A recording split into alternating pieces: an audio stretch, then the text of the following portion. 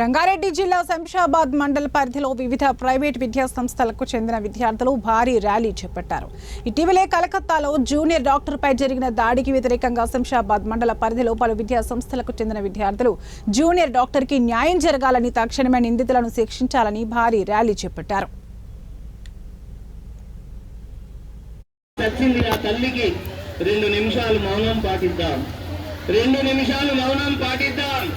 ఇక్కడున్న విద్యార్థులు అక్కడే కూర్చున్న వాళ్ళు నిశ్శబ్దం. అనంతరం విద్యార్థులు జూనియర్ డాక్టర్ కు సంఘీభావంగా 2 నిమిషాలు మౌనం పాటించారు. అనంతరం డాక్టర్పై జరిగిన అఘాయిత్యానికి ప్రభుత్వమే బాధ్యత వహిస్తూ నిందితులను కఠినంగా శిక్షించాలని విద్యార్థులు డిమాండ్ చేశారు. లేని పక్షంలో దేశవ్యాప్తంగా విద్యా సంస్థలు బంద్ చేసి విద్యార్థులమంతా ఏకమై భారీ ఉద్యమం చేపడతామని విద్యార్థులు ఘాటుగా స్పందించారు.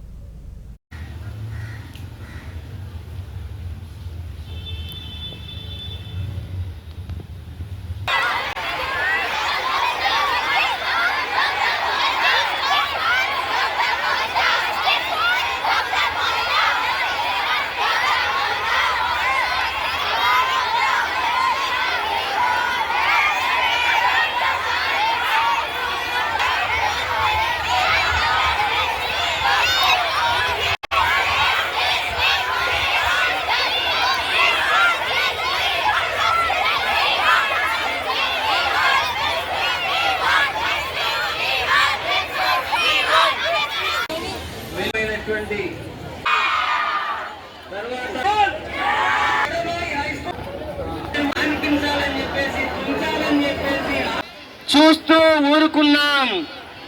తల్లి మమ్మల్ని మన్నించు, మా చేతగాని తనాన్ని క్షమించు తల్లి, క్షమించు. 36 గంటలు ఇంటి మొహం చూడకుండా పేషెంట్లను కాపాడుతున్న నిన్ను అర్ధరాత్రి దాటాక అసురులు హింసలు పెడుతుంటే ఆర్తనాదాలు వినక నిద్రపోయాం తల్లి.